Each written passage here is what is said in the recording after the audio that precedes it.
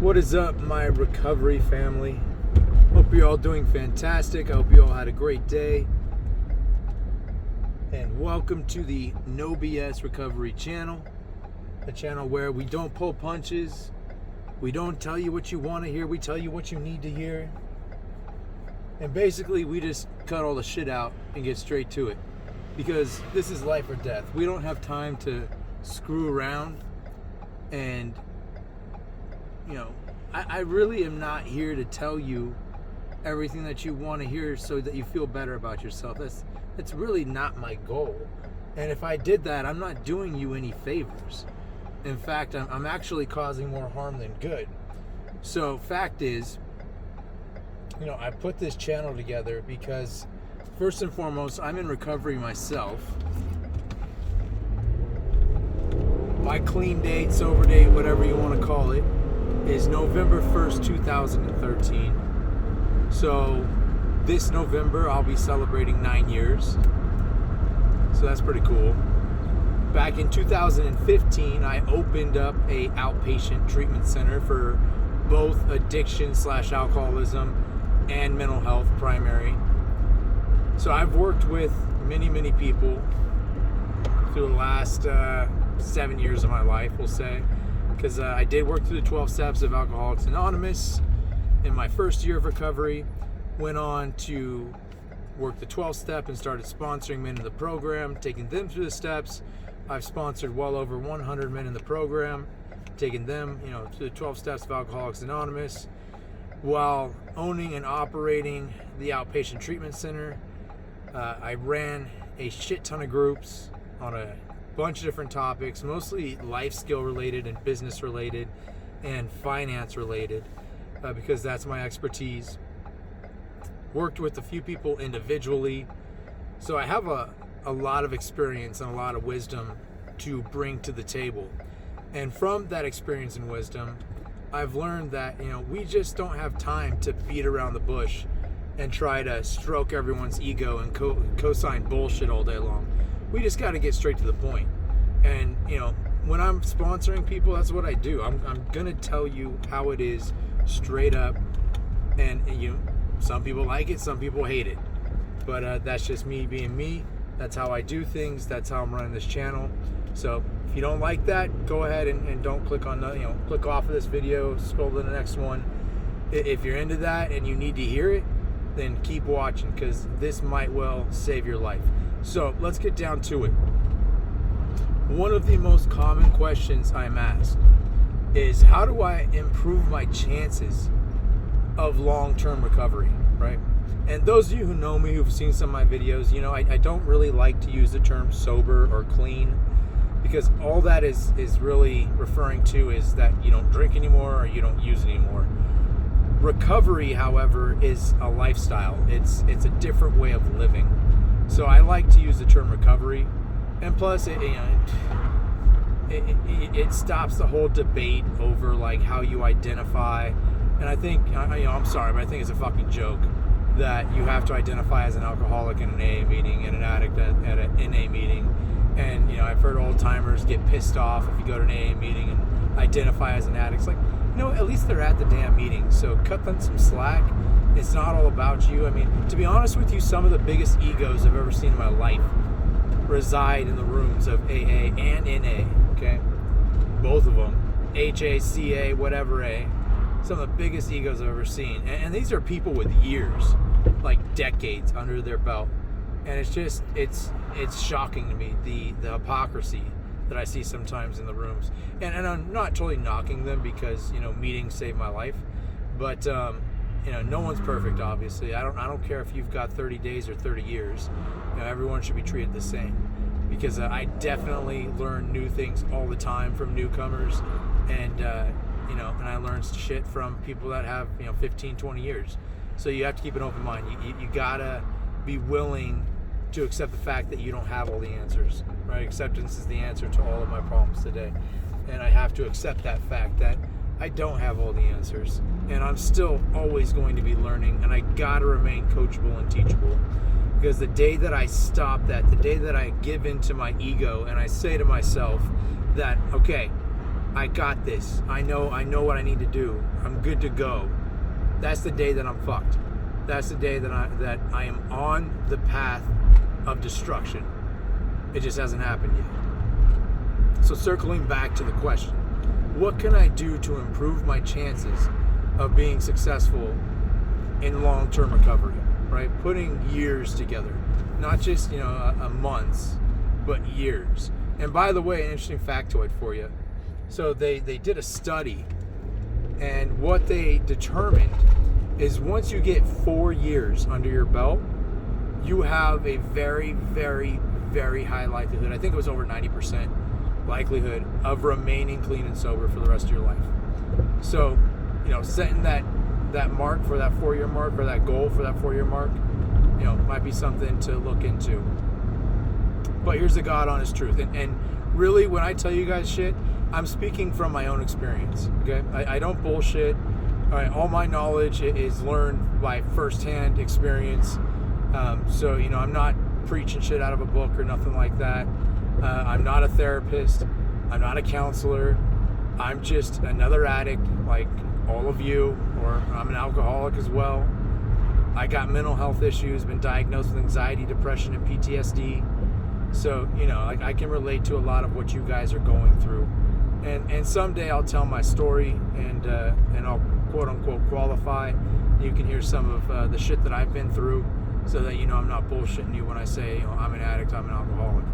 But what can we do? Yeah, I got stupid people out here in Arizona that don't know how to drive. What can we do to improve our chances? Well, first and foremost, you got to pay attention to the company that you keep. That's going to be the most important thing that you can do, is paying attention to who you hang out with. The old saying, like, you are who you hang out with. I'm paraphrasing, but it's something like that, right? You are the people that you hang out with, because eventually you start to mimic them. You start to become them. Like I've seen people literally change the way they talk and their accent because they're hanging around a certain type of person or a certain group of people. And it's like, they're throwing on a different mask or a different set of camouflage or whatever, just so they can try to fit in with whoever it is that they're surrounded with. But in recovery, it's different. You got to make the determination on what your goals are, what your motivation is. If your motivation is pure, we'll say, and you're there for the right reasons because you really are sick and tired of being sick and tired, and you really do want to get clean and sober and stay clean and sober, then that has to be your number one goal. And by the way, that also means that you have to come first. This is a selfish, selfless program. Okay, it's selfish in the term that you need to look out for yourself first. Plain and simple, right? Above all else, besides your higher power. Above, like, my, wife comes number 2, kids come number 2. I have to put myself first as it pertains to my recovery. It's a selfless program because if your ego takes over and you're a narcissist, then you're fucked, because your ego is going to tell you everything's fine when everything's not fine. And if your ego is out of control, it's impossible to take an honest self-assessment. And if you can't take an honest self-assessment, you can't truly know where you're at. And if you don't know where you're at, you can't recognize any problems that need to be solved or any obstacles that need to be overcome. So it's a selfish, selfless program. Now, that being said, how do you improve your chances? Like I said, first and foremost, watch for the company that you keep. Surround yourself with winners, people that take this shit seriously. That's what I did. This last time that I went through treatment back in 2013, I only hung out with the people that actually took this shit seriously. And everyone else that was cracking jokes or getting up and leaving in the middle of meetings or in the middle of group therapy sessions, making rude comments to the facilitators, acting like a fucking jackass, pretending they're still in high school and trying to win some type of popularity contest. All those fools, I kept 100 yards from them because I didn't want to have anything to do with them. Because I don't want to become them, and you become who you hang out with. So I ain't going to take the risk in becoming that type of person. So watch the company you keep. In fact, there's a really good book called Change Anything. I think I talked about this briefly in one of my previous videos. But you need 6 people in your life, and supposedly 6 is the magic number. 4 cheerleaders and 2 mentor figures. And if you're able to have those people consistently in your life, then it raises your chances by 40% on changing a negative habit. And addiction can definitely be looked at as a negative habit. So you need to have quality people in your life. It's about quality over quantity, right? Just like working a program. I'd rather be with, like, hanging out with someone who's got 4 months but is rocking a kick-ass fucking program, is working with their sponsor, is doing the damn thing, going to meetings, working steps, doing what you're supposed to be doing, than hang out with someone that has 4 years and isn't working a program at all. Because more than likely, the person with 4 years, I'm sorry, but if you have a car like that, you're fucking stupid. No offense, but you're fucking stupid. Anyways, if you're that person with 4 years and you're not working a program, I can almost guarantee that you're fucking miserable. And what's the point of being miserable and clean and sober, right? If you're gonna be miserable, go get fucking high. Obviously, you're not working a program, right? Like, one of the things that sponsors used to tell me, whenever I meet the sponsor, I ask them, like, what's your goals? What are you hoping to accomplish? And one of the first things that they tell me is, I just want to be happy again. I just want to be happy. I haven't been happy in so long. I just want to be happy again. I want to be able to smile. I want to be able to laugh without faking it, without forcing it. And all you out there, you know what I'm talking about. Especially in early recovery, you're detoxing and everything. You hear something hilarious and you have to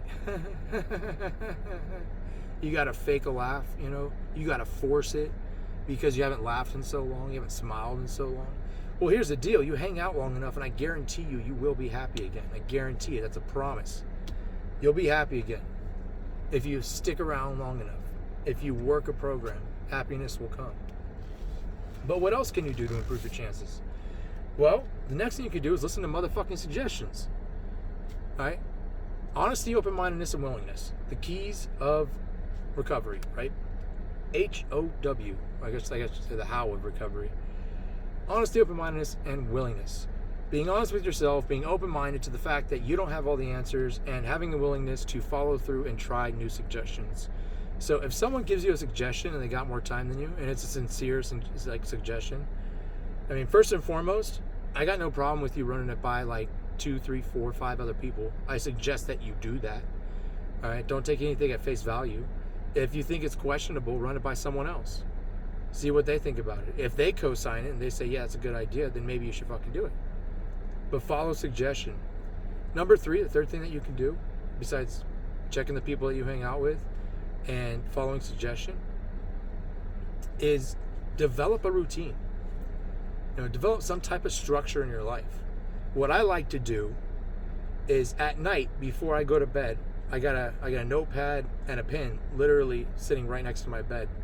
And what I'll do before I go to sleep, and a good deal before I go to sleep, because I don't want to be exhausted, but I'll take out my notepad and my pen and I'll write down my goals for the next day, or things that need to get done and need to get accomplished. That way I know when I wake up in the morning, I know what needs to get done. I'm not sitting there drinking my coffee trying to figure out what the fuck I'm supposed to do with my day.